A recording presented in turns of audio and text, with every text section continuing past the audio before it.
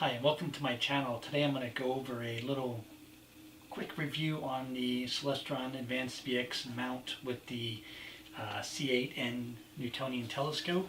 It's a complete package. You can buy the mount separately, or you can buy it with a variety of different types of telescopes, from refractors and Newtonians to Schmidt-Cassegrains. Yeah, and pretty much most sizes too. I think they come with a 6-inch Newtonian. They come with the 8-inch Schmidt-Cassegrain. They also have a 6-inch, I think it's a 6-inch refractor. They have some pretty large scopes that this comes with. But anyhow, I'm just going to kind of go over some of the likes and dislikes. I'm going to go with the dislikes first, since there's really not too many of them. I'm going to start with this back here. In order to collimate this telescope, you have to keep taking off this little plate in the back here, which I think is really annoying. Unlike the Jamel over there, it has a little plastic casing that covers this glass and mirror, but there's also a fan on it which keeps the mirror cool. This one don't have it, which is kind of disappointing, but it's fine. You know, I just leave this off because trying to take this off to keep collimating is crazy. And the second thing is that this is kind of good. You can actually grip it when you're actually mounting it on here, as opposed to trying to grip it from here or just hold it steady, especially if you're doing it by yourself. I mean, it's a light telescope. It's only like, I think, 13 or 14 pounds, so it's not that bad, but it's kind of annoying. It does come with both a mount manual and a book manual, and it does come with a copy of Starry Night software, which I'm not using. That's Stellarium, but it does come with free software. It came with this one came with the Sky Portal Wi-Fi adapter, which is over there, which I'm actually going to be selling on eBay because I don't need it. I'm going to be using the Stellarium to control the telescope anyways. The great thing about Sky Portal is you can use your phone or iPad if you want to use your smartphone to control it. Again, mine's going to be going through Stellarium, so once I get the proper cable to run it. The other thing I don't like are these gummy clutches. It made it very hard to balance this thing because they kind of, once you loosen them, they kind of stick. So it's kind of like when you're trying to balance it, it makes it very hard. So you got to kind of just tip it and play with it a little bit to hopefully, get it balanced the best way they can. What I would have done if I was Celestron, I would have basically set the notches on the bar, especially knowing how to balance this particular thing. I would have preset this, and then I would have marked the dovetail here to let it know this is where it goes, which I kind of did. I have actually green gaffer's tape here, which let me see if I can get you to be able to see it. I don't know if you're going to be able to see it or not. See the green tape over there? I put tape on it so I know where to mark it at. And this side, it has a different location for when I have my camera on it, since the camera makes it a little more heavier, unbalanced.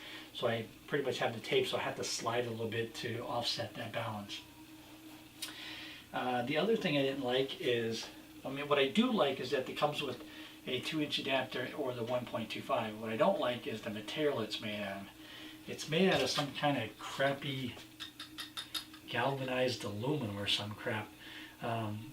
Not like the typical, that one has a steel one. The other thing I don't like is it didn't have brass compression rings inside.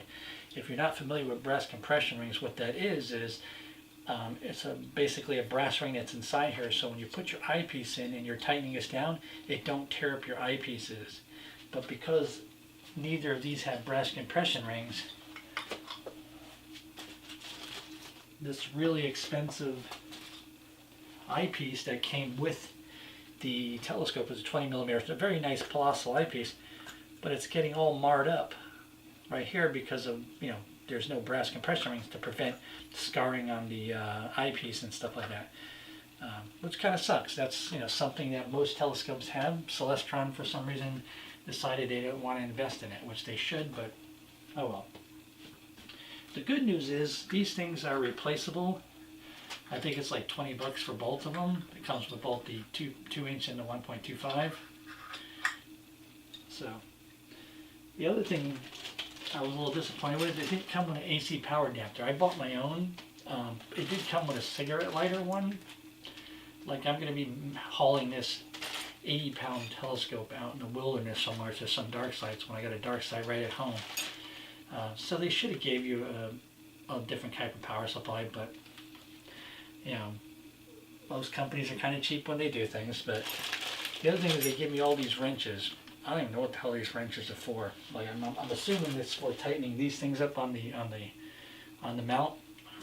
Who the hell knows? I don't know.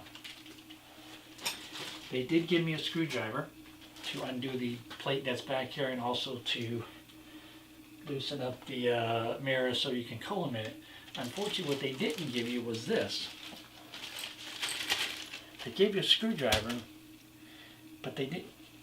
Oh, well, there's those screws. They didn't give you the Allen keys to basically collimate the telescope. And unfortunately, there's two sizes: a really, really tiny one in the front for the secondary mirror, and another tiny one for the primary mirror in the back.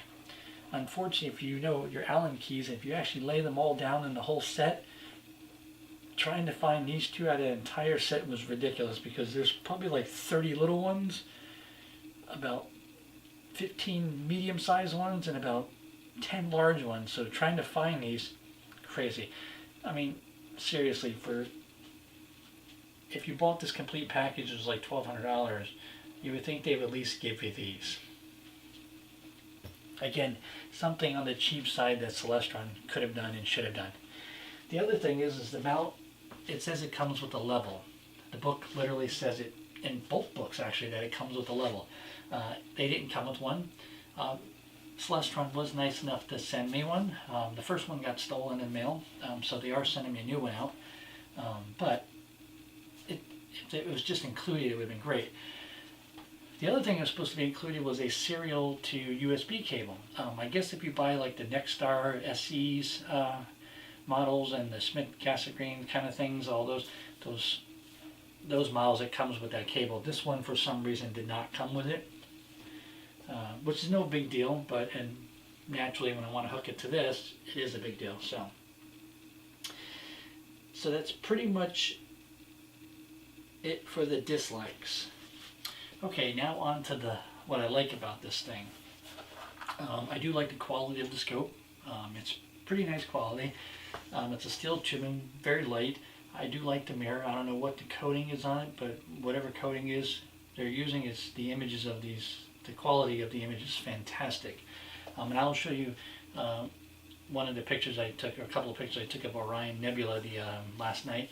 I haven't been able to take it out. I had this thing for 2 weeks now, and I wasn't able to take it out because it was always rainy or cloudy and hazy. So finally, after 2 weeks, I'm getting the chance to take it out. Funny thing that happened with that telescope and the other one as well. It seems like it's, every time I get something like this, it's about 2 weeks it takes to clear and stuff, so I can actually get to use it. So it was a little pain in the butt to align, but like anything, you know, these instructions that they give you are basically written by a little 12-year-old kid who didn't know anything about astronomy or motors or go-to mounts. He's like, oh, I think it's going to be like this. So it's a horrible instruction booklet. It's better just to go online and do a little Google research, and it was easier to align that way. I like the 2-inch Crayford focuser. That's really nice. I like the 9x50 finder scope. I do like the screw attachment here and the female screw here, so I can either attach another guide scope or piggyback my DSLR, because my Canon 70D screws right into that. So while I'm actually doing observing, I can actually use that as my piggyback scope or camera to basically take pictures of the whatever it is I'm looking at. I do like the fact that they gave me 2 weights, because I was a little worried, because when I was reading the description online, it was saying 1 weight, but I didn't realize there was 2 weights because it's a heavier scope. I do not like the hand controller. No matter how bright you try to make it, you still can't see it at night, and I have pretty bad eyes, so well, since it's already aligned now, I'm going to basically, once I get the proper cable, which they didn't give me, I'm going to set it up to run with Stellarium here, so it'd be easier to control it that way. I do like the fact that you can take off this 1.25 adapter, you can unscrew it, and then you can screw in a T-ring for whatever camera you have, whether it be Nikon or Canon, which I have. You screw it on and I can attach my camera directly to shoot prime on this telescope, which is really, really nice, because on that one I couldn't shoot prime without using a Barlow lens. But unfortunately, when you use a Barlow lens, it's not prime anymore. Now it's basically a projection method. So that was kind of crappy, that you couldn't achieve focus, the back focus. So I either had to use a Barlow lens, or I had to buy this extension tube that was adjustable so I can achieve focus just to take pictures of the moon or whatever. So again, still not a problem, because it's, it was good for its time. That's really not designed for taking pictures with. It's more designed for just observing. But I was able to get pictures of the sun and the moon and the planets and things like that. So I do like the fact that this is a go-to unit, because like I said, I don't have to manually control it with that when I was taking pictures. I couldn't take pictures of nebulas and stuff because it's very hard to. So I also like the steel tripod legs. They're literally 2-inch steel tripod legs, so they're really, really nice. It's very sturdy. I made the mistake of taking the scope off and carrying this thing out like that. Never again. I literally marked my weights now where they have to be, so when I take it out next time, I'm taking the weights off first, because that was crazy. And I'm only going a short distance, but it was still crazy.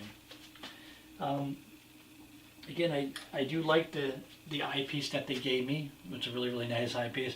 I do like the 2-inch adapter and the 1.25 adapter. I just wish these were better quality and they had brass compression rings.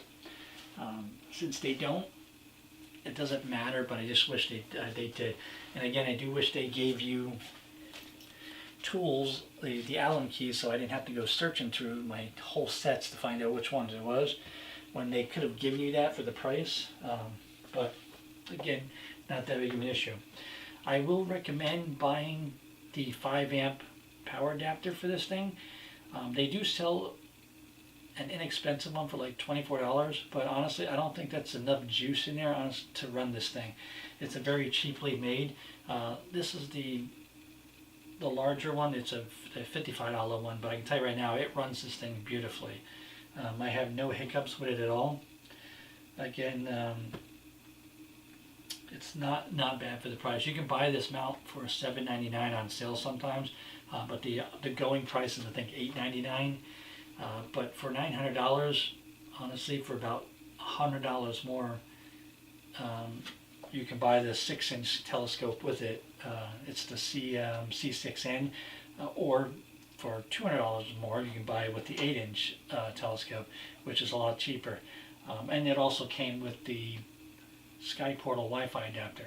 I'll provide the link in the description here where I got it from, because you got quite a bit of stuff with it actually. It was well worth the money. I have no complaints with it, outside of those little things that I said that I disliked about it, which I think Celestron could have did better with. But yeah, I look at different types of telescopes like Schemel, Orion, Meade, Skywatcher, and I look at Celestron. Well, their optics are great, but the construction and design is a little like this whole purpose here, without a fan on the back of that.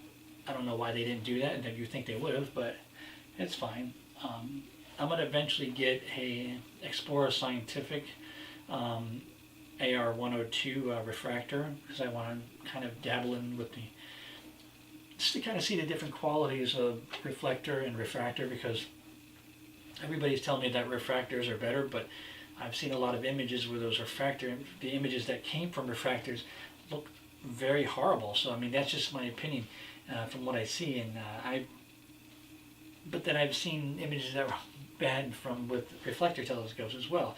So I want to test it myself. So, and I'm like I said, I'm not a professional, so I'm an amateur when it comes to this kind of stuff. I consider myself a professional photographer, but when it comes to astro imaging and astrophotography, I'm kind of a noob at that. So, and I like other people's input as well. So again, I got to take it out last night for the first time, yay. And I didn't stay out long because it was literally freezing outside, and I just wanted to align it because I had a very clear sky to actually properly align it. So that was good, and I just took a couple pictures of the Orion Nebula. I did get the Whirlpool galaxy over by the Big Dipper, but unfortunately, because I'm only with my camera, I can only take single exposures because I don't have the shutter release thing, or I have backyard EOS on here, but unfortunately I can't use it without the wire. So once I get the wire, I would have been able to take more exposures of it, and then I could have stacked it in either Deep Sky Stacker or another stacking program, or Picolay probably, or even Photoshop. And then I could have I could still show you the image, but it's not that great considering it was a single shot at, I think,